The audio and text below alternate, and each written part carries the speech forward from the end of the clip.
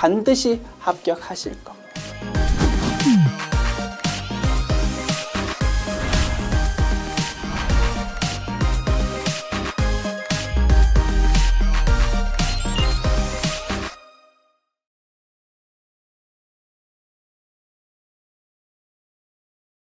안녕하세요. 제2장 핵심 기출문제 보겠습니다. 실기편 문제 1번이 어떻게 출제되는지 연습해 보는 것입니다. 출발합시다. 핵심 기출문제 1번. 회사 이름은 주식회사 72입니다. 코드번호 1172번이고요. 제72회 기출문제 실기편 문제 1번을 연습해 보려고 합니다. 됐지요? 회사 변경 버튼 누르시고 1172번 주식회사 72로 회사 변경하신 다음 출발합시다.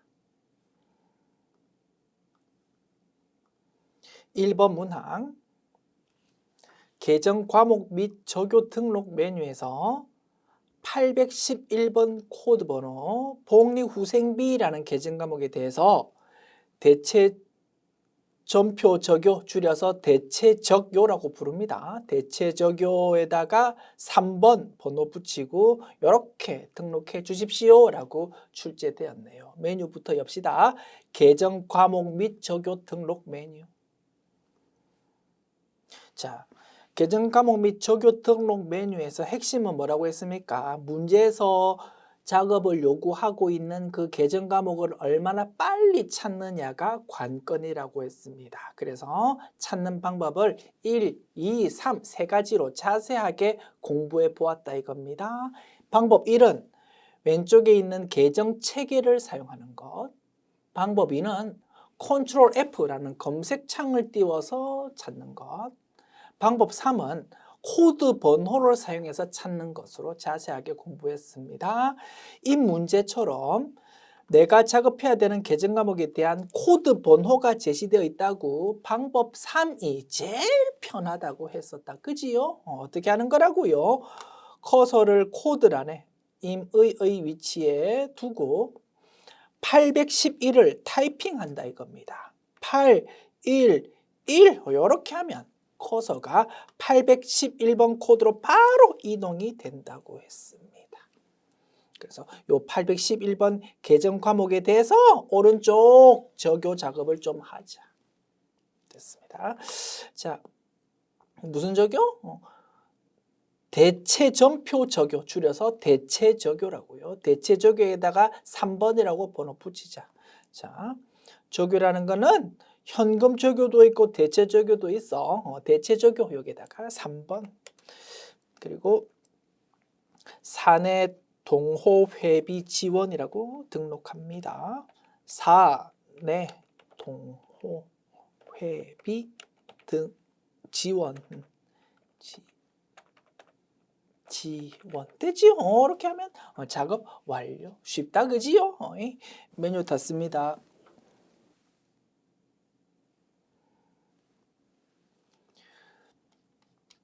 (2번) 문항 거래처별 초기 2월 자료를 검토해서 수정하거나 추가 입력하십시오. 됐습니까? 메뉴 엽시다. 거래처별 초기 2월 메뉴. 자, 먼저 선급금이라는 계정 과목에 대해서 작업합니다. 선급금 선택합시다. 요거에 대해서 이렇게 거래처 관리했다라고 적혀 있는데 뭔가 틀렸을 거다 이겁니다. 하나씩 맞춰봅시다. 화면을 약간 이렇게 이동할게요. 그 다음에 시험지 화면도 약간 이렇게 이동합니다. 됐습니다. 자, 우리 테크노 440만 원 맞다. 주식회사 일렉코리아가 220만 원인데 120만 원으로 입력되어 있다. 그죠? 이거 수정합시다. 22000000 주식회사 하늘정밀이 330만 원인데 430만 원 입력돼 있다 그죠? 요거 수정합니다. 3300000 이렇게 타이핑했고 엔터키 치면 아래쪽에 있는 차액이라는 빨간 글자가 0으로 바뀔 겁니다. 엔터키 칩니다. 하나, 둘, 셋 보십시오. 차액이 0으로 바뀌지 않았습니까? 오케이. 선급금이라는 계정 과목에 대한 거래처 관리는 내가 이제 잘 했구나. 그 다음 선수금이라는 계정 과목에 대해서 봅시다. 선수금 왼쪽 화면에서 화면의 왼쪽에서 선수금을 선택합니다. 그리고 오른쪽 상세 내용 작업하자. 자, 주식회사 하이테크 600만 원 맞고요. 주식회사 프로테크 450만 원이 아니다 그죠? 요거를 540만 원을 450만 원으로 수정합시다.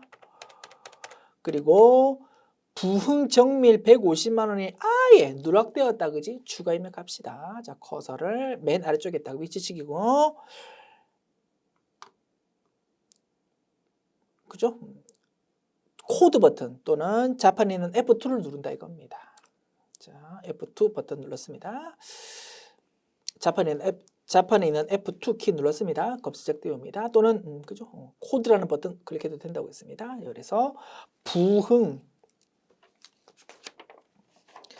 정밀을 검색합니다. 부흥정밀이라는 거래처 등록이라는 메뉴에 등록되어 있을 거다 그지? 그거를 검색창을 통해서 이렇게 조회해서 불러오는 것이다. 그리고 금액 적습니다. 150만 원. 150만 원을 입력하고 엔터키 치면 이제 아래쪽 차액이 0으로 바뀝니다. 하나, 둘, 셋 보십시오. 이렇게 하면 이제 거래처별 초기이월 메뉴 작업은 완료. 메뉴 닫읍시다. 자, 3번 문항 볼게요. 전자제품 매출을 위해서 현대카드와 신용카드 가맹점 계약을 맺었다. 다음 내용을 거래처 등록 메뉴에 등록하십시오. 오케이. 거래처 등록 메뉴 열어서 탭이 3개 있는데 맨 오른쪽에 있는 신용카드 탭에 작업하는 거다 이겁니다. 신용카드 가맹 계약을 맺었다. 그러면 자 이제 하나씩 적어봅니다. 코드 번호 99990 그리고 현대카드라고 적는다 그지? 현대카드. 자, 매출 매입 유형을 잘 선택하라고 했습니다. 매출은 뭐라고요? 신용카드 가맹 계약. 매입은요? 물건 구입하려고 법인카드 한 개 만든 거라고 했습니다. 법인카드 만들었을 때는 매입이라는 유형, 신용카드 가맹 계약 맺었으면 매출이라는 유형을 선택한다. 매출을 선택한다 그죠? 오케이. 자, 그리고 가맹점 번호 이제 적으면 됩니다. 유형은 매출이라고 딱 제시해 줬는데 천절하게도 그지? 혹시라도 유형이 제시되지 않더라도 우리는 정확하게 매출인지 매입인지 판단할 수 있어야 될 겁니다. 자, 가맹점 번호 이제 적어 볼게요. 564 00 2314 됐습니다. 이렇게 하면 작업 완료. 다른 내용은 제시된 거 없잖아 그지? 작업 끝났습니다. 564 00 2314 그지? 오케이. 그러면 작업 끝났고 메뉴 닫으시면 되겠습니다. 이렇게 한 회차 풀어보았습니다. 전혀 어렵지 않다 그지요? 오케이. 자, 다음 회차 볼게요. 핵심 기출문제 2번. 이번에는 제64회 기출문제입니다. 제64회 기출문제 실기편 문제 1번. 자, 회사 이름은 주식회사 64, 코드번호 1164번이네요. 회사 변경 버튼 누르시고 1164 주식회사 64로 변경하신 다음 출발합니다. 1번 문항. 다음은 정기분 손익계산서다. 틀린 부분 고치고 누락된 거 추가 입력하십시오. 다른 재무제표는 모두 적정한 것으로 가정한다. 재무제표 간의 연관관계가 있지 않습니까? 그죠? 그 연관관계를 사용해서 관련되어 있는 모든 재무제표 고치는 문제는 좀 까다로운 유형입니다. 지금 보는 문제는 까다로운 유형 아니다 이겁니다. 다른 재무제표는 잘 작성되어 있으니까 신경 쓸 필요 없고 지금 제시되어 있는 정기분 손익계산서 메뉴만 작업하십시오라는 문제입니다. 됐습니까? 자, 작년도 손익계산서 나와 있고요. 메뉴 엽니다. 정기본 손익계산서. 이제 하나씩 맞춰보면 되는 거다. 다만 항목이 좀 많다, 그지? 시험은 딱 제한된 시간 내에서 작업을 해야 되는 좀 쫓기는 상황입니다. 그래서 좀 마음이 불안한데 불안한 마음에서는 뭔가 좀 눈에 잘 안 들어올 수 있다 이겁니다. 그래서 항상 시간이 쫓기더라도 차분한 마음으로 딱 틀린 부분 찾을 수 있도록 잘 연습해 두어야 되겠네요. 됐습니다. 자, 하나씩 맞춰볼게요. 자, 그러면 이렇게 좀 이동하고 맞춰보자. 매출액 맞고 매출원가 맞고요. 매출원가에 대해서 이렇게 클릭하면 상세 내용도 나와 있다, 그죠? 이것도 맞을 겁니다. 오케이, 맞습니다. 그 다음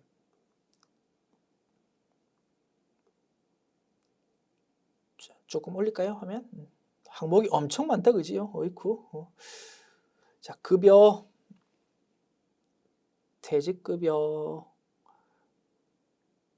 자, 하나씩 맞춰보자. 펜으로. 복리후생비. 복리후생비가 틀렸다, 그죠? 요거 수정하자. 여비교통비, 접대비, 통신비, 광고, 수도 광열비, 감가상각비, 임차료, 보험료, 차량 유지비, 사무용품비, 소모품비, 수수료 비용, 광고 선전비. 자,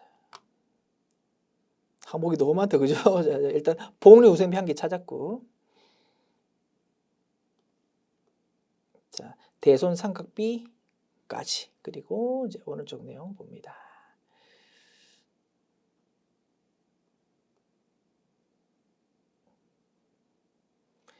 이자 수익, 외환 차익, 잡이익, 이자 비용, 기부금. 기부금이 190만 원인데 19만 원으로 입력되어 있다고 죠? 이거 수정해야 되겠네요.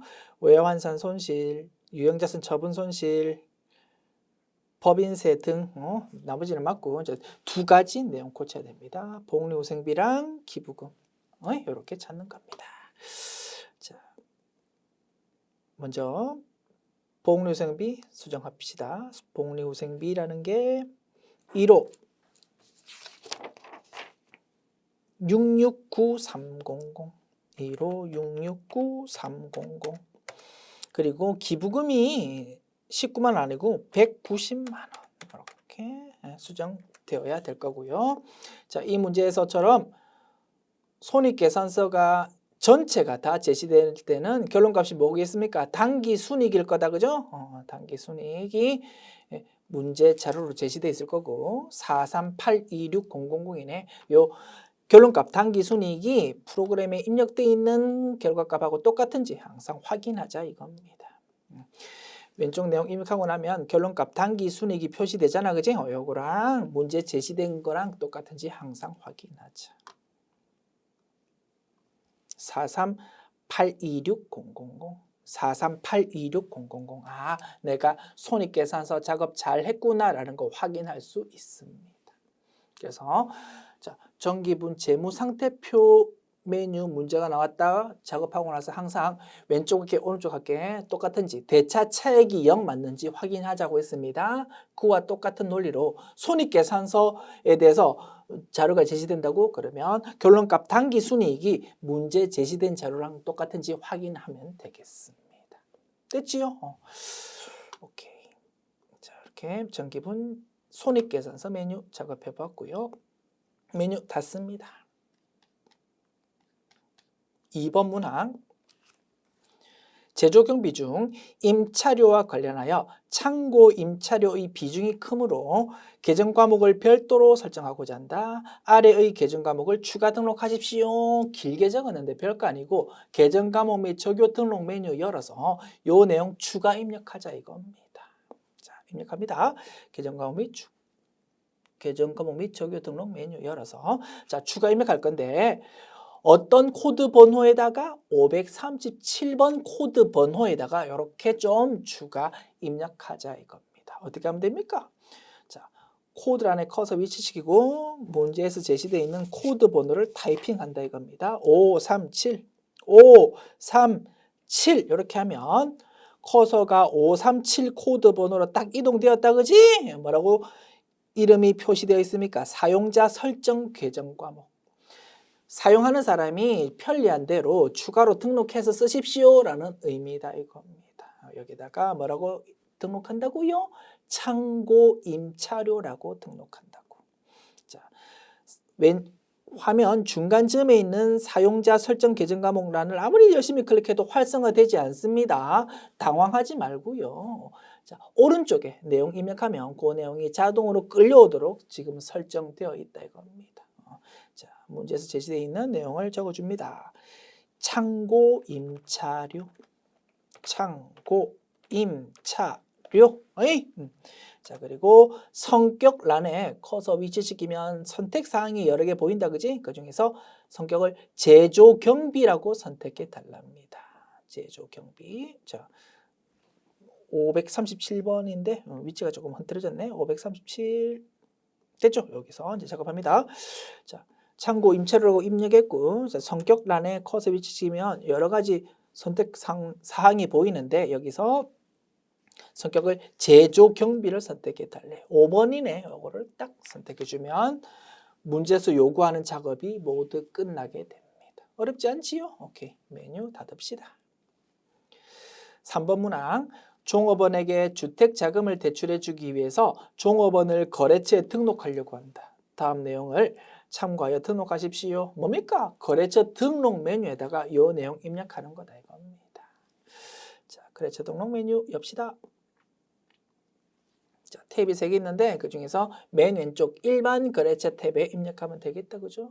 그 부분은 스트레스 받을 필요 없다고 했습니다. 예를 들어서 이 내용을 금융기관 탭에다가 입력하려고 한다고 800번이라고 적는 순간 안내가 나타납니다. 98800으로 바뀐다 이겁니다. 왜? 800번이라는 코드 번호는 요 금융기관 탭에 입력할 수 없기 때문에. 그리고 신용카드 탭에도 마찬가지입니다. 여기서 800 이렇게 누른다고? 안 돼. 요 800번이라는 코드 번호는 여기에 입력 못합니다 라고 이렇게 안내가 나타나지 않습니까? 그죠? 어디? 맨 왼쪽 일반 거래처 탭에다가 입력하는 거다. 800번. 그리고 이성실, 유형은 동시라고 입력하렵니다. 800 이성실, 유형은 동시라고 선택해 주죠. 됐습니까? 그리고 뭐 그 외에 제시한 내용이 있다면 뭐 그거를 뭐 오른쪽에 적으면 되겠는데 이 문제는 그런 거 없다 그지? 그러면 왼쪽에 있는 거면 입력하면 작업 완료. 메뉴 닫으면 되겠습니다. 됐죠? 이렇게 또 한 회차 풀어보았습니다. 그래서 과거 기출 문제는 지금 보는 것처럼 실기편 문제 1번이 세 문항 출제되는데 매우 쉽게 출제가 되었었다 이겁니다. 그런데 너무 쉽게 출제되다 보니까 최근 기출 문제에서는 세 문항 중에서 두 문항은 쉽게, 한 문항은 조금 까다롭게 출제되고 있는 것이고요. 그 까다로운 유형은 잠시 후에 연습해 볼 겁니다. 됐습니다. 자, 계속 진행합니다. 자, 그 다음 회차. 3번 핵심 기출 문제 3번. 이번에는 제62회 기출 문제입니다. 회사 이름 주식회사 62 코드번호 1162번입니다. 1162 주식회사 62로 변경하시고 출발합니다. 1번 문항. 신용카드 유효기간 만료로 인해서 사업용 신용카드인 법인카드를 새로 발급받았다. 다음 내용을 거래처 등록 메뉴에 입력하십시오. 오케이. 거래처 등록 메뉴입니다. 자, 탭이 3개 있는데 맨 오른쪽 신용카드 탭을 선택하고요. 자, 99800 다시 99800 무슨 카드요? 국민카드. 자, 이번에는 뭡니까? 유형이 매입입니다. 우리 회사가 법인카드 한 개 만들었다 이겁니다. 뭐라고? 유형은 매입이라고. 아시겠죠?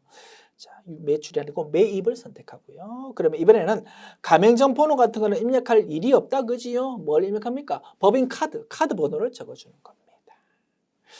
자, 카드 번호 뭐 이렇게 나와 있다, 그죠? 그대로 입력할게요. 9440 다시 9440 다시 2657 다시 1111 다시 5558 됐습니다. 자, 그리고 카드 종류 선택사항이 보이네요. 그 중에서 사업용 카드를 선택해 달랍니다. 사업용 카드 3번이네요. 이렇게 하면 작업 완료.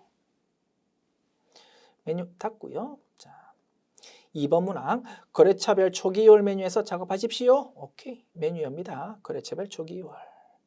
자, 먼저 외상 매출금에 대해서 작업하자. 화면 왼쪽에서 외상 매출금 선택합니다. 그리고 이제 오른쪽 내용 작업합니다.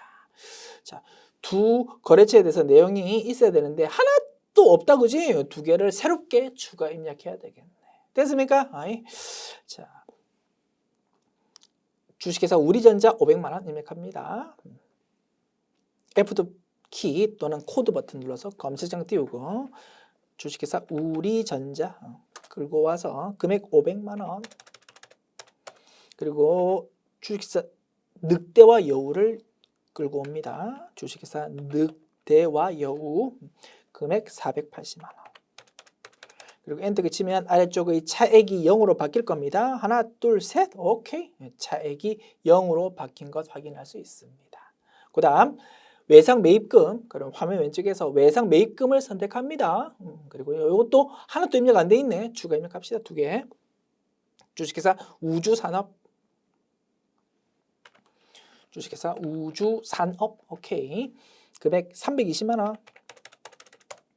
그리고 주식회사 태양전지. 태양전지.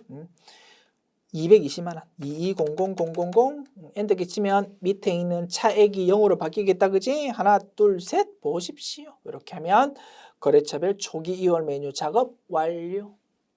메뉴 닫습니다. 3번 문항 외상 매입금 계정 과목에 대체적요 9번에다가 이렇게 등록하십시오. 오케이. 자, 계정 과목 및 적요 등록 메뉴 열어서 외상 매입금 계정 과목 찾으면 됩니다. 자, 계정 체계를 뭔가 작업하고 싶은데 외상 매입금에 대해서 여기 어느 카테고리에 속하는지 제시가 안 되어 있다, 그지? 나중에 제3장에서 공부할 건데 외상 매입금은 부채이고요. 부채 중에서도 유동부채에 해당합니다. 제3장 내용을 공부했다면 계정 체계에서 유동부채 활용할 수 있을 거다, 그지? 그런데 뭐 우리는 아직 안 배웠으니까 방법 1은 무시. 방법 3은 코드 번호로 찾는 거라고 했는데 이 문제에서는 코드 번호가 제시 안 되어 있다, 그지? 그러면 우리는 방법 2로 찾을 겁니다. 어떻게? 컨트롤 F라는 검색창을 띄우는 거다. 그리고 여기서 외상 매입금이라고 찾는 겁니다. 외상 매입금 5글자 다 적어볼까? 외상 매입금. 됐죠? 이렇게 커서가 딱 외상 매입금으로 이동합니다. 보십시오. 유동부채라는 카테고리에 속하지 않습니까? 그리고 비용 계정 과목은 이름이 똑같은데 코드 번호가 여러 개였다, 그지? 그런데 비용이 아니라 자산, 부채, 자본, 수익에 해당하는 계정 과목은 이름 한 개에 코드 한 개입니다. 그래서 방법 2로 찾아도 굉장히 편리하다 이겁니다. 보십시오. 외상 매입금 부채에 해당하니까 코드 번호가 딱 한 개밖에 없다 이겁니다. 요게 작업해야 될 계정 과목이다. 251번. 자, 요거에 대해서 뭘 해라고요? 대체 적요에다가 9번에다가 번호 9번이라고 번호 적고 이렇게 등록하래요. 자, 현금 적요 말고 대체 적요에다가 9번 번호 적고 외상 매출금과 상계 이렇게 등록해 달래요. 됐습니다. 작업 완료. 메뉴 닫읍시다. 이렇게 또 한 회차 풀었고요. 다음 회차 봅니다. 자, 핵심 기출문제 4번 주식회사 60 코드번호 1160 이번에는 제60회 기출문제입니다. 자, 1160 주식회사 60으로 바꾸시고 출발합니다. 1번 문항 별빛은행의 통장을 개설했다. 다음 내용을 거래처 등록 메뉴에 입력하십시오. 오케이. 거래처 등록 메뉴 열고요. 자, 탭이 3개 있는데 이번에는 중간에 있는 두 번째에 있는 금융기관 탭이다. 그치? 자, 입력합시다.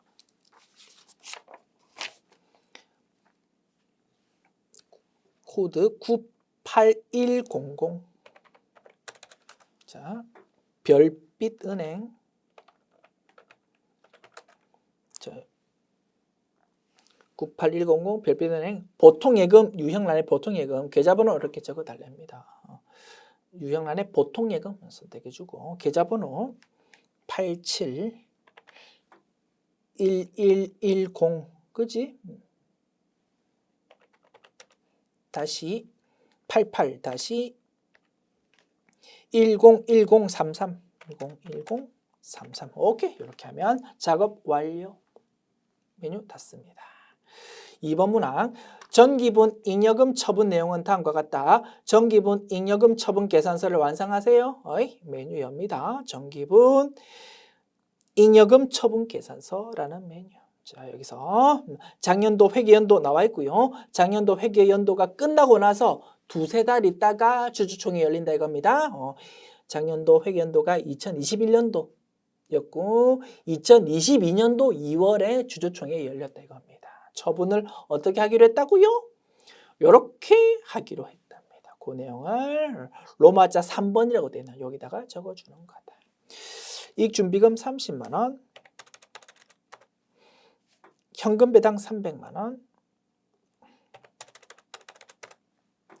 주식 배당 200만 원, 사업 확장 전입금 500만 원. 됐습니다. 이렇게 하면 작업 완료.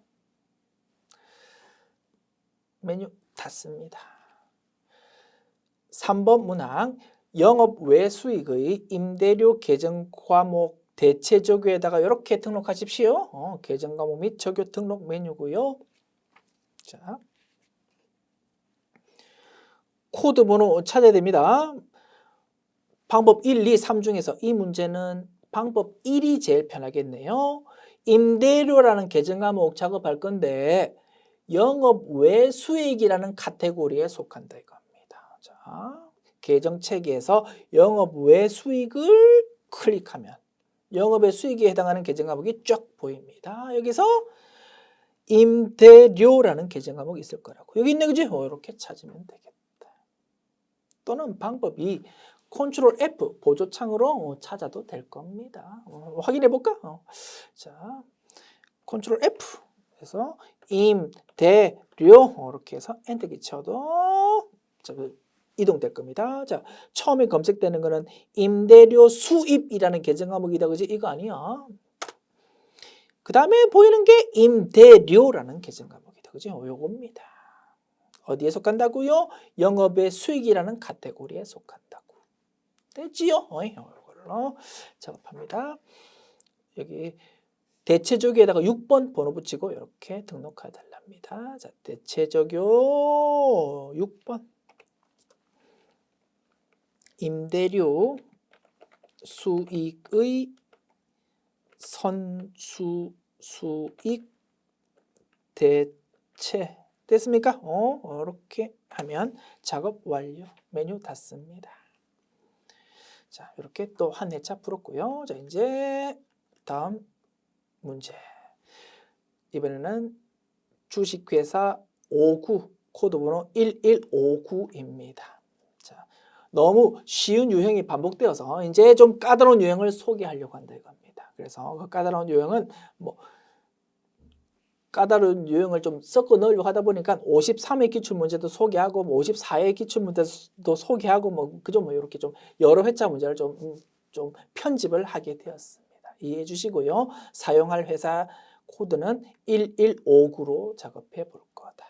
자, 코드 번호 1159 주식회사 59로 변경하신 다음 출발합니다. 자, 1번 문항. 다음 거래처를 거래처 등록 메뉴에 추가 입력하십시오. 오케이.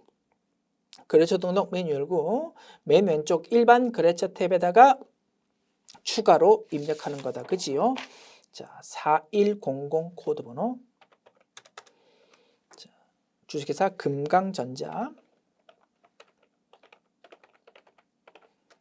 자, 유형은 동시로 선택하랍니다. 오케이. 동시. 자, 사업자 등록번호 133 81 26371. 자, 대표자 이름은 김창원. 업태는 도소매. 종목은 컴퓨터. 주소는 서울시 강남구 역 3동 30. 두 줄로 나눠도 됩니다만 저는 그냥 한 줄로 쭉 적어버렸습니다. 오케이. 이렇게 하면 작업 완료. 2번 문항. 회사는 제조부 직원 모두 퇴직연금에 가입하기로 했다. 퇴직급여 계정의 대체적유에다가 3번이라고 번호 붙이고 이렇게 등록하고, 퇴직연금 운용자산 계정 과목에 대해서 대체적유 1번 번호 붙이고 이렇게 등록해 달랍니다. 기존 계정 과목을 사용한다. 계정 과목 및 적유 등록 메뉴 열어서 작업하는데 두 가지 계정 과목에 대해서 작업한다 이겁니다. 자, 먼저 찾을게. 퇴직급여라는 계정 과목이랍니다. 퇴직급여 계정 과목 찾습니다. 계정 체계는 우리가 활용할 수가 없어. 좀 언급 없잖아. 그리고 코드 번호도 제시되어 있지 않아. 그러면 방법 2로 컨트롤 F라는 검색창으로 찾는 거다 이겁니다. 자, 제3장에서 공부할 겁니다. 퇴직급여라는 거는 비용에 해당한답니다. 비용 계정 과목은 주의해야 된다. 그지? 이름은 똑같은데 코드 번호가 여러 개 검색된다. 그때는 할 수 없이 우리는 비용 코드 체계를 좀 고려해 가지고 판단할 수밖에 없다고 했습니다. 제조 원가는 500번대 코드. 판관비는 800번대 코드. 그리고 경우에 따라서 900번대 코드가 검색될 수 있는데 그거는 영업 외 비용을 말한다. 자, 문제에서 뭐라고 되어 있습니까? 퇴직급여라는 비용인데 누구에 대한? 제조부 직원에 대한, 공장 직원에 대한 퇴직급여라는 비용이다 이겁니다. 따라서 퇴직급여라는 비용을 검색하되 코드 번호는 몇 번으로? 500번대 코드로 찾아야 됩니다. 좀 까다롭다 그지? 이런 게 출제된 적이 있어서 소개해 드리는 겁니다. 괜찮습니다. 우리가 제3장, 4장, 5장에서 제조 원가라는 게 무엇인지 열심히 공부하게 될 거고 그 내용 공부하고 나면 이런 문제 식은 죽 먹기입니다. 다만 아직까지 우리가 그 내용을 공부하지 않았기 때문에 조금 까다롭게 느껴질 수는 있을 거다 이겁니다. 어쨌든 구경을 좀 해두자 이거지요. 알았죠? 비용 계정 과목에 대해서 코드를 때로는 이렇게 판단해야 될 수가 있구나. 됐습니다. 그리고 퇴직연금 운용자산은 자산 계정 과목입니다. 그래서 요거는 어렵지 않습니다. 이름 한 개에 코드 한 개니까 쉽게 찾을 수 있습니다. 이렇게 두 계정 과목 찾아서 작업합시다. 자, 먼저 퇴직급여라는 비용 찾아볼게요. 자, 그래서 나중에 3, 4, 5장 공부하고 나면 퇴직급여가 비용은 비용인데 500번대 비용이다라는 거 알고 있다 그지? 그러면 계정 체계를 활용할 수도 있을 거라고. 계정 체계에서 제조 원가라고 돼 있잖아 그지? 요거를 딱 선택하면 바로 여기에 뭔가 있을 거라고. 퇴직급여가 있을 겁니다. 퇴직급여 여기 있잖아요. 그죠? 이렇게 바로 찾을 수 있을 겁니다. 그런데 우리는 아직까지 뒷부분 공부 안 했다고 보고 그냥 방법 2로 한번 찾아보는 거다 이겁니다. 어떻게 찾는다고? 컨트롤 F 검색창 띄워서 퇴직급여라고 검색하는 거다. 무조건 가면 안 된다. 그지? 코드 번호 여러 개 있을 때 정확하게 판단하자. 먼저 검색되는 거는 퇴직급여 충당 부채라는 거네. 이거 아니다. 그지? 넘어갑니다. 이번에는 500번대 코드의 퇴직급여 보인다 그지? 이게 맞다 이겁니다. 또 클릭하면 600번대로 간다. 이거 아니야. 600번대 아니야. 700번대 아니야. 700번대 아니야. 800번대 이것도 아니야. 뭐지? 뭐라고? 검색되는 거는 검색이 여러 군데 되지만 우리가 작업해야 되는 거는 500번대 코드의 퇴직급여다 이겁니다. 카테고리로 따지면 제조 원가에 해당하는 것이다. 됐습니다. 자, 요거에 대해서 대체적요에다가 3번이라고 번호 붙이고 확정 기여형 퇴직 연금 납입 이렇게 등록하래요. 그 다음 앞에 거 작업했고 이제 그 다음에 퇴직연금 운용자산이라는 계정 과목. 요거는 쉬워. 컨트롤 F 보조창에서 퇴직연금 운용자산 이렇게 검색하면 딱 한 개 코드밖에 없다고. 자산에 해당하거든. 그래서 한 개 코드밖에 없고 코드 번호는 186번입니다. 아무리 엔터키 여러 번 쳐도 인도 가지 않아. only 한 개 코드 번호라고. 됐습니다. 자, 186번 요 계정 과목에 대해서 이제 작업할 거야. 대체적요 1번에다가 확정급여형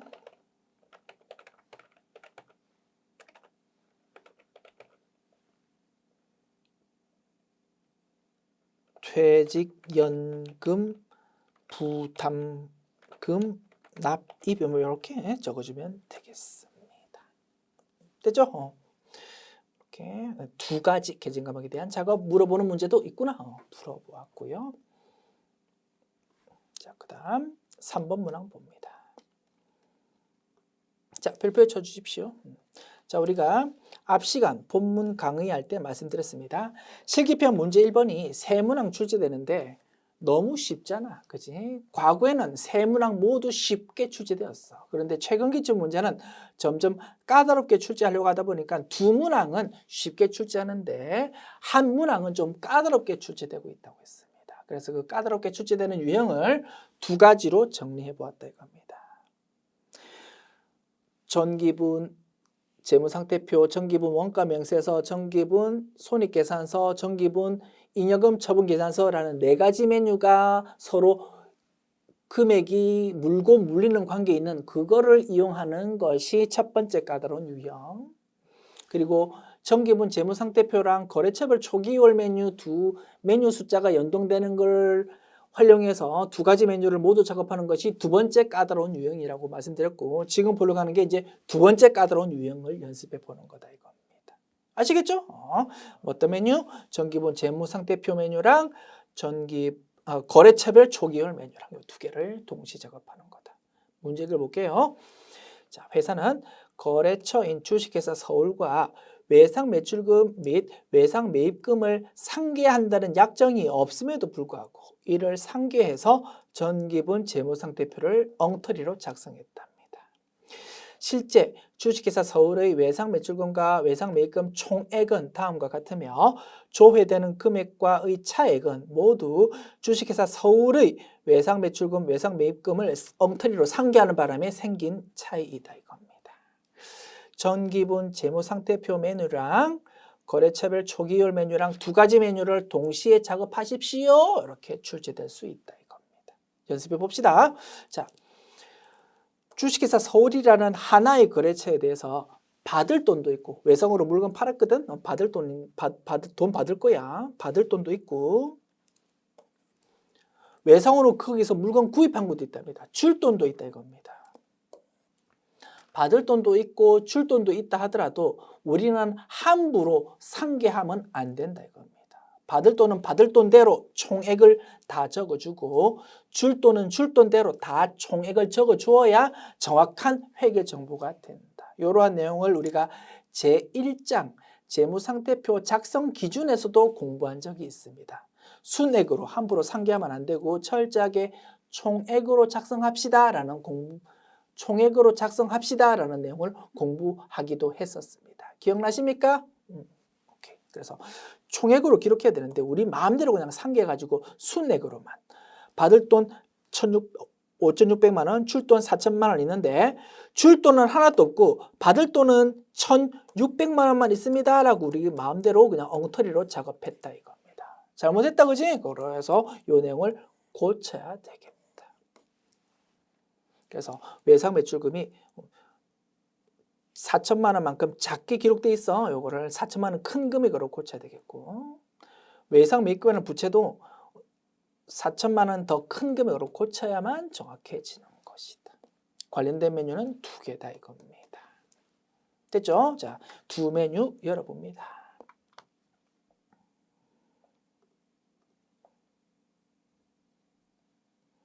자, 정기분 재무상태표 메뉴, 그리고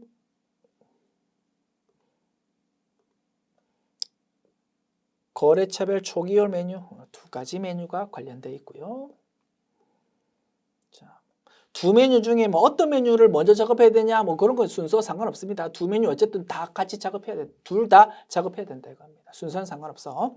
자, 거래차별 초기월 메뉴를 보면 조금 더 이해하기 편할 것 같네. 보십시다.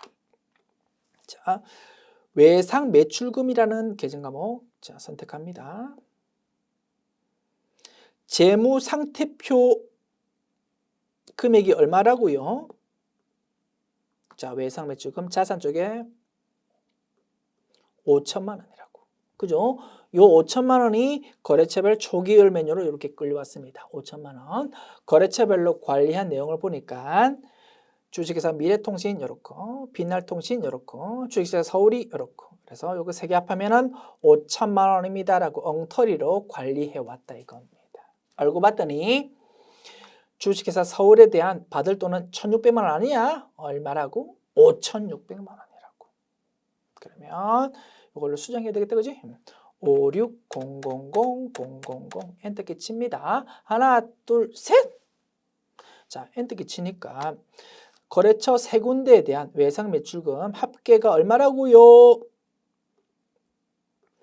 9천만 원. 그런데 재무상태표에 적혀있는 외상 매출금 금액이 5천만 원이다 보니까 요 합계인 9천만 원과 차이가 지금 생기는 상태다 이겁니다. 차액이 표시되고 있다. 아직 무언가 불완전한 상태다라는 의미다. 그죠? 어떻게 고치면 됩니까? 요 외상 매출금 왼쪽에 있는 5천만 원을 4천만 원 큰 금액 9천만 원으로 고쳐야 된다. 이겁니다. 아시겠죠? 자, 고쳐볼게요. 외상 매출금 5천만 원을 9천만 원으로 고친다. 9000000 엔터키 칩니다. 고쳐집니까? 안 고쳐집니까? 안 고쳐집니다. 왜요?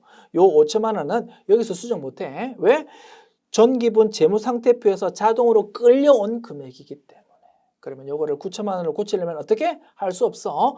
거래처별 초기월 메뉴가 아니고 정기분 재무상태표 메뉴로 가서 여기서 고쳐야 된다 이겁니다. 아시겠죠? 이게 까다로운 유형이다. 고칩니다. 외상 매출금을 5천만 원에서 얼마로? 9천만 원으로. 9000000 엔터키 칠게요. 하나, 둘, 셋 보십시오. 이제 금액이 싹 수정되지 않았습니까? 됐죠? 자, 그 다음에 외상 매입금이라는 부채도 동일한 방식으로 작업해야 되겠습니다. 자, 보십시오.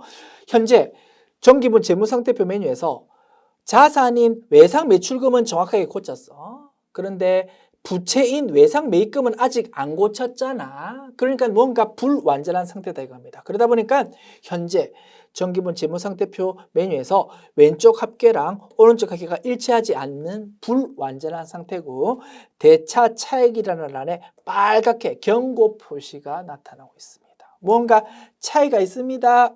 아직 작업 끝내면 안 됩니다. 더 완료해야 됩니다. 라는 이런 경고창이 딱 표시된다. 됐죠? 자, 외상 매입금 작업을 마저 하고 나면 요 대차 차액이 0으로 바뀌는 거 확인할 수 있을 겁니다. 자, 작업해 봅시다. 자, 외상 매입금이 4천만 원이 주식회사 서울에 줄 돈이 4천만 원 있어. 요거를 거래처별 초기월 메뉴에서 작업해야 되겠습니다. 자, 화면 왼쪽에서 외상 매입금을 선택합니다. 거래처별로 관리한 게 딱 보이는데 주식회사 서울에 줄 돈이 4천만 원 분명히 있음에도 불구하고 아예 기재가 안 되어 있다 이겁니다. 받을 돈도 있고 줄 돈도 있어서 함부로 그냥 상개버렸다 이거지. 안 된다, 그지? 외상 매입금, 주식회사 서울에 대한 외상 매입금이 4천만 원 있습니다라고 반드시 기재해야 되는 거다. 그래서 외상 매출금에서 주식회사 서울에 대해서 1,600만 원 기록돼 있던 거를 5,600만 원으로 고쳤잖아. 그러면 외상 매입금도 이제 0원에서 4천만 원으로 수정해야 될 거다. 자, 주식회사 서울을 불러옵니다. 4천만 원 줄 돈이 있어? 됐지요? 엔터키 칩니다. 자, 그러면 두 거래처에 대한 외상 매입금 합계가 얼마 나온다고요? 7,400만 원. 그런데 재무상태표 자체에서는 외상 매입금이 3,400만 원으로 기록되어 있다 보니까 차이가 발생하는 좀 불완전한 상태다 이겁니다. 걱정하지 마십시오. 재무상태표 금액을 수정하고 나면 이게 불완전성이 해결될 것입니다. 됐죠?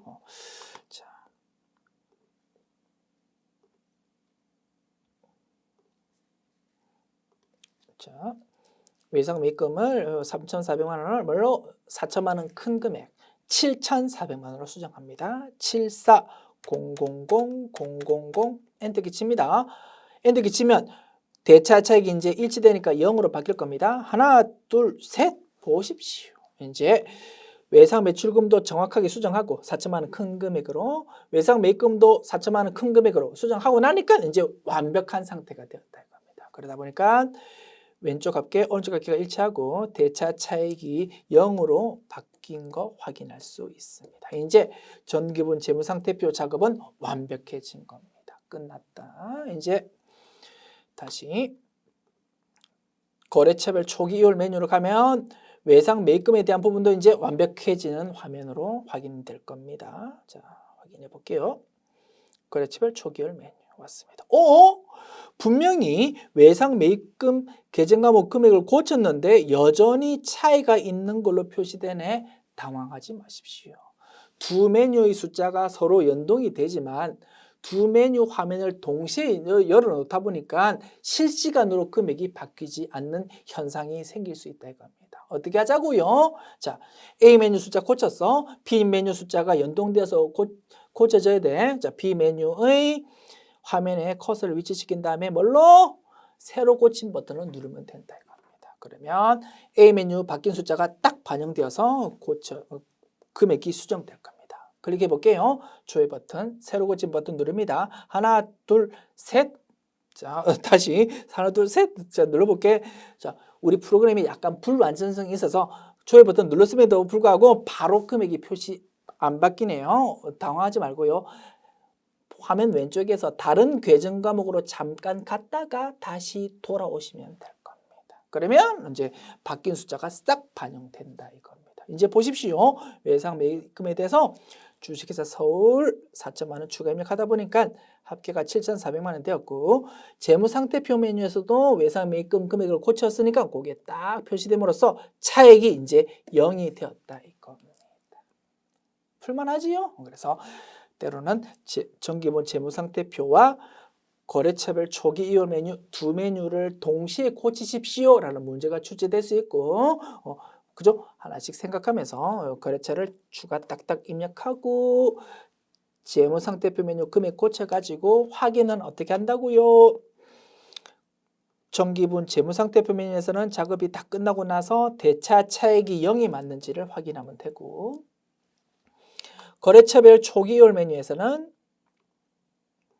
자, 거래처별 내용을 딱 정확하게 입력하고 나서 정기분 재무상태표 메뉴에서 금액의 숫자 끌려올 거야. 그거랑 거래처별로 합계한 요거랑 차액이 0 맞는지를 항상 확인하면 되겠다 이겁니다. 풀만하다 그지요? 이것이 까다로운 유형 2번에 대한 문제였습니다. 됐습니다. 자, 마지막 회차 한 개 더 풀어보고 이 시간 강의 마칩시다. 마지막 회차에서는 까다롭다고 말씀드렸던 유형 1번이 소개되어 있겠다 그죠? 오케이. 자, 풀어볼게요. 마지막 회차. 자, 회사 주식회사 57 코드번호 1157입니다. 오케이. 자, 1157로 변경하시고 출발합니다. 세문항 봅니다. 1번, 2번 문항은 쉬운 거야. 마지막 3번 문항이 이제 까다로운 유형 1번이 소개되는 거다 이겁니다. 자, 1번 문항. 기존 지번 주소로 등록되어 있는 회사 등록상의 주소를 아래의 신주소로 변경하십시오. 우편 번호는 입력하지 말고 주소를 직접 타이핑하면 되고 본점 및 사업장 모두 바꾸십시오 라고 제시했네요. 됐죠? 회사 등록 메뉴 엽시다. 자, 우리 회사에 대한 내용이 쭉 등록되어 있는데 주소가 구주소에서 신주소로 바뀌었다 이겁니다. 그거를 좀 적어주자. 사업장 주소, 신주소, 서울특별시 강남구 도산대로 108 논현동 이걸로 고쳐주자. 서울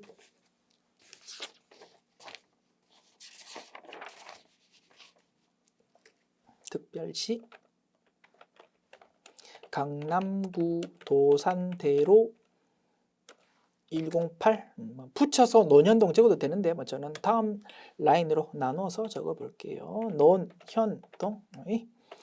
그리고 신주소 여부는 채점 대상 아니라고 했습니다. 우편 번호를 만약 검색해서 작업할 때 우편 번호 검색할 때 과거 지번 주소로 검색하면 신주소 여부가 부, 도로명 주소로 검색하면은 여라고 신주소가 자동으로 체크되는 부분이기 때문에 우리는 시험에서 우편 번호 검색이 아니고 타이핑으로 입력하다 보니까 채점 대상 아니라고 했습니다. 스트레스 받을 필요는 없지만 굳이 이제 정확하게 작업한다면 이제 신주소가 옛날에는 지번 주소에서 도로명 주소로 바뀌었으니까 신주소 여부가 여가 될 거다 이겁니다.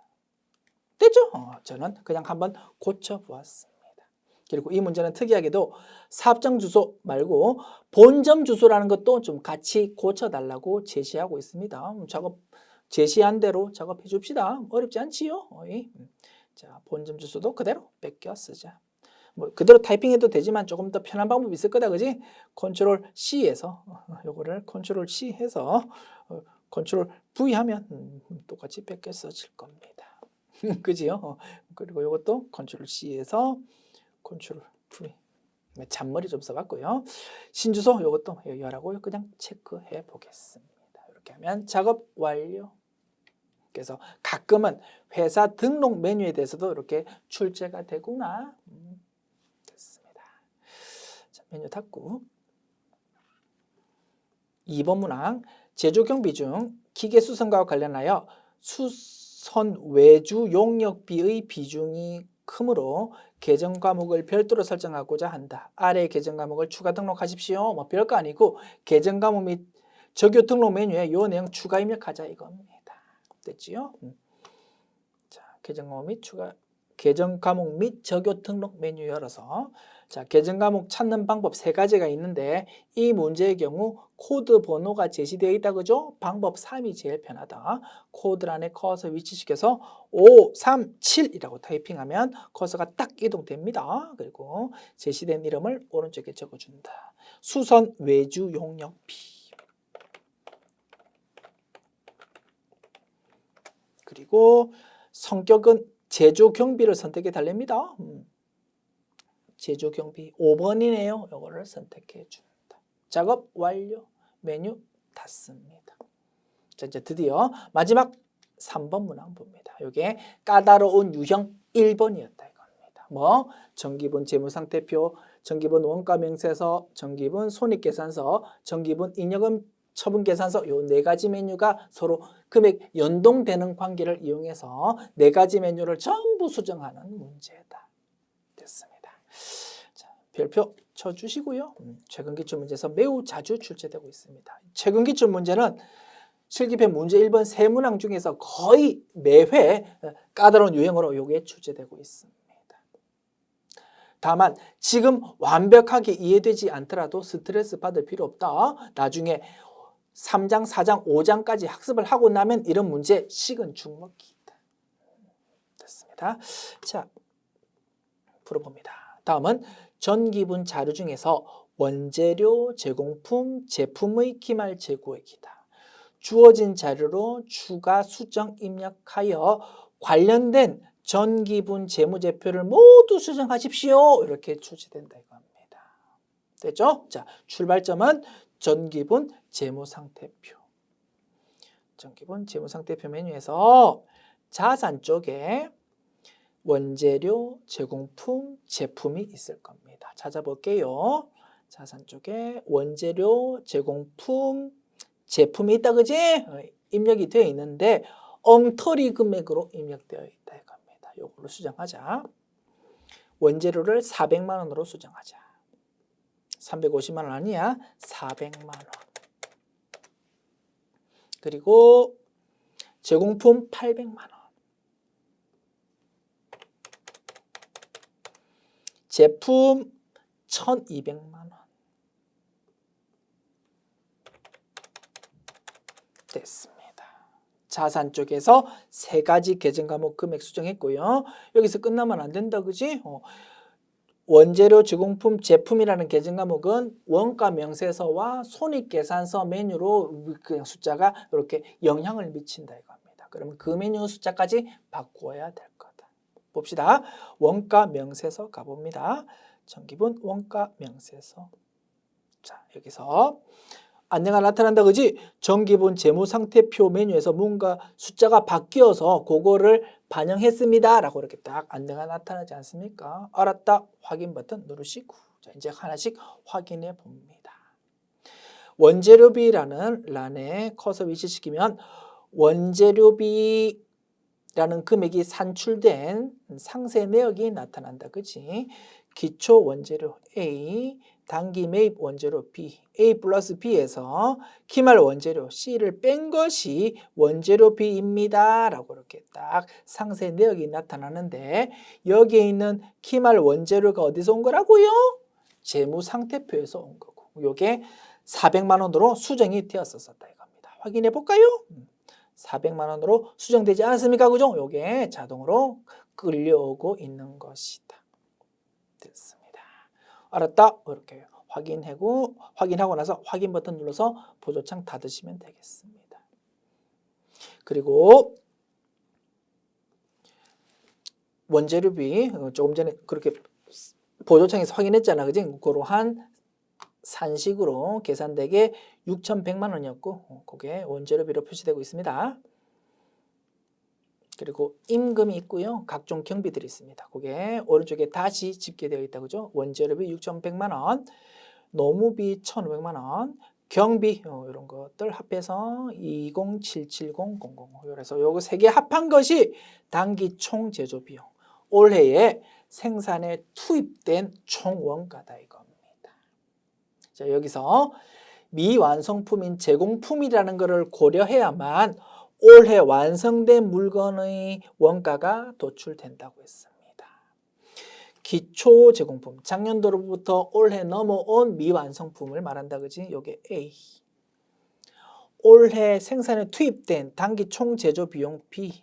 그래서 A 플러스 B에서 기말까지 완성되지 않은 기말 제공품 C를 빼면 A 플러스 B에서 C를 빼면 올해 완성된 물건이 도출되고 이름이 단기 제품 제조 원가입니다. 그죠? 그리고 단기 제품 제조 원가가 원가 명세서라는 서식의 결론값이 된다고 했습니다. 이러한 내용이 오른쪽에 표시되어 있는데 이 중에서 기말 제공품 재고액이라는 거 800만 원이 어디서 왔다고요? 전기분 재무상태표에서 왔다 이겁니다. 확인해 봅니다. 자, 기말 제공품 재고액 보십시오. 제공품이라는 거 800만 원이 그대로 끌려온 것 아닙니까? 이렇게 확인해 보았다. 됐습니다. 자, 이제 전기분 원가 명세서 메뉴 확인해 보았고 열심히 확인은 해보았지만 실제로 무언가 수정하는 작업은 있다 없다? 없다 이겁니다. 그냥 금액이 이렇게 바뀌었구나라는 거 구경만 하면 됩니다. 그 다음 메뉴 넘어갑시다. 그 다음 메뉴 뭐라고요? 전기분 손익계산서라고. 자, 여기서도 안내가 나타난다, 그지? 전기분 재무상태표 메뉴에서 뭔가 숫자가 바뀌어서 그거를 반영했습니다 라고 안내가 나타납니다. 알았다. 자, 주의하십시오. 자, 이제 매출 원가라는 금액란에 커서 위치시키면 매출 원가가 어떤 산식으로 도출되었는지가 보입니다. 자, 여기서 어떤 논리였습니까? 작년도에 제품 만들었는데 안 팔리고 창고에 남아있던 게 올해 초로 넘어왔다, 그지? 이름이 뭐라고? 기초 제품 재고액이라고. A. 여기서 올해 완성된 물건이 이름이 뭐라고? 단기 제품 제조원가. 그게 B입니다. A 플러스 B에서 기말까지 제품이 안 팔리고 창고에 남아있는 게 기말 제품 재고액 C였습니다. 그래서 A 플러스 B 한 거에서 C를 빼면은 그게 매출 원가가 됩니다. 라는 논리가 요 보조창에 적혀 있다 이겁니다. 자, 여기서 기말 제품 재고액 1,200만 원은 어디서 왔다고? 정기분 재무상태표에서 왔다고. 확인해 봅니다. 재무상태표에서 제품 1,200만 원 요게 그대로 끌려온 거 아니겠습니까? 자, 이제 남은 거는 올리 한 개입니다. 단기 제품 제조 원가라는 요거는 어디서 와야 된다고요? 정기분 원가 명세서 우리 조금 전에 봤던 그 서식의 결론값이 와야 된다 이겁니다. 확인해 봅니다. 정기분 원가 명세서라는 요 메뉴에서 결론값이 얼마였습니까? 9,200만 원이었다, 그지? 9,200만 원이 자동으로 끌려와야 되는데 끌려오지 않고 있다 이겁니다.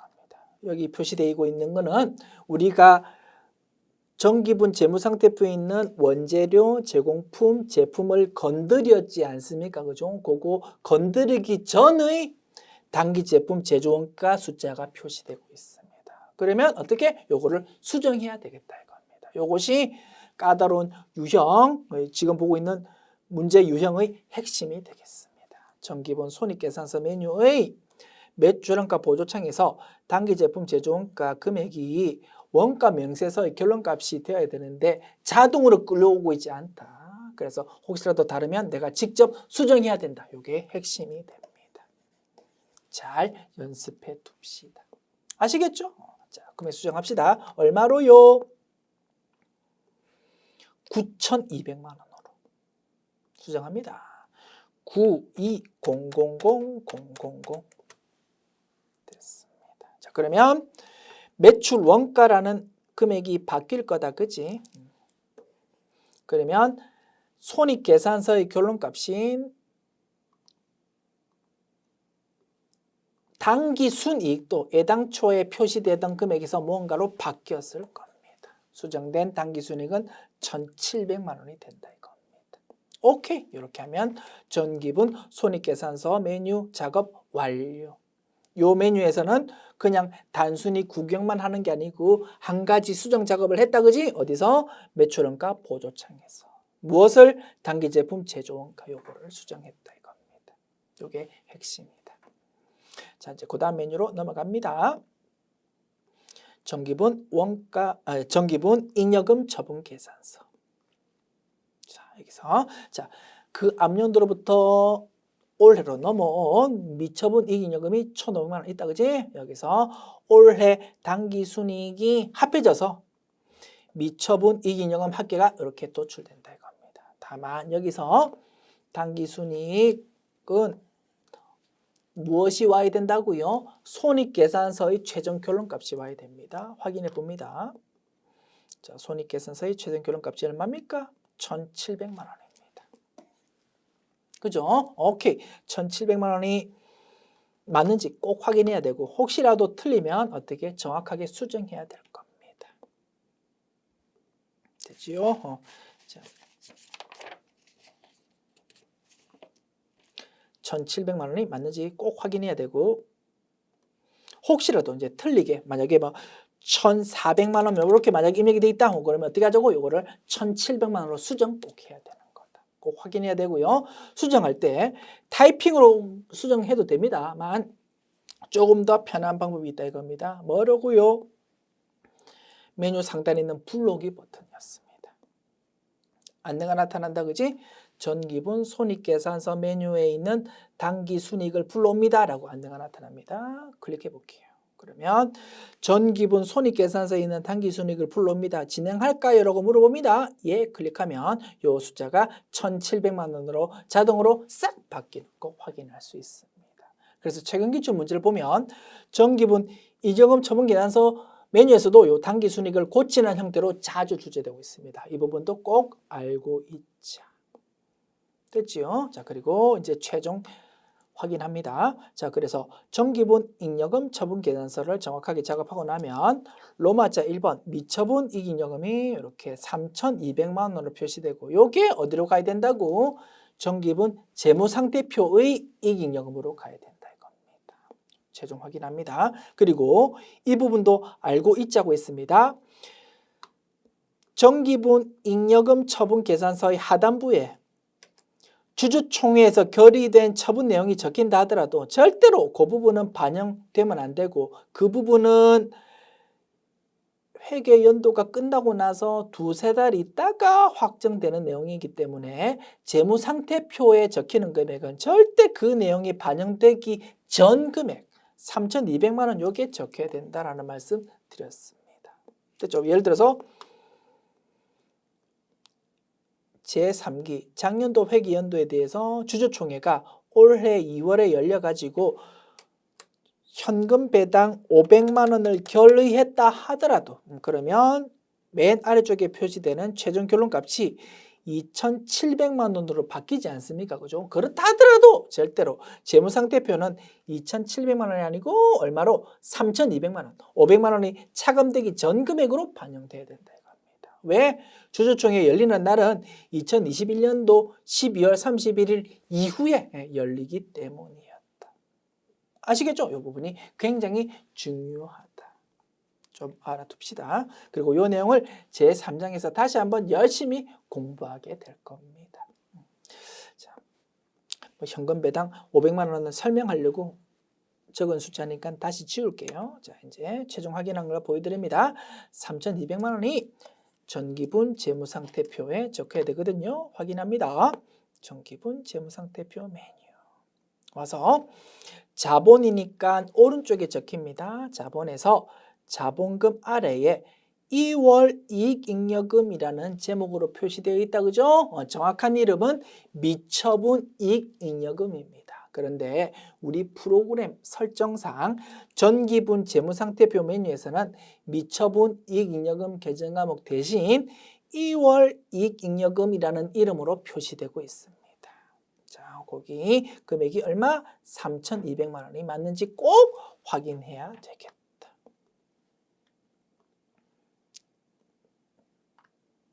됐죠? 전기분 잉여금 처분 계산서에 있는 로마자 1번의 합계 요게 전기분 재무상태표 메뉴의 2월 이익잉여금이라는 요 계정 과목의 금액으로 이렇게 잘 적혀 있는지 확인하는 것이 마지막 단계입니다. 요게 만약에 3,000만 원이라고 입력되어 있으면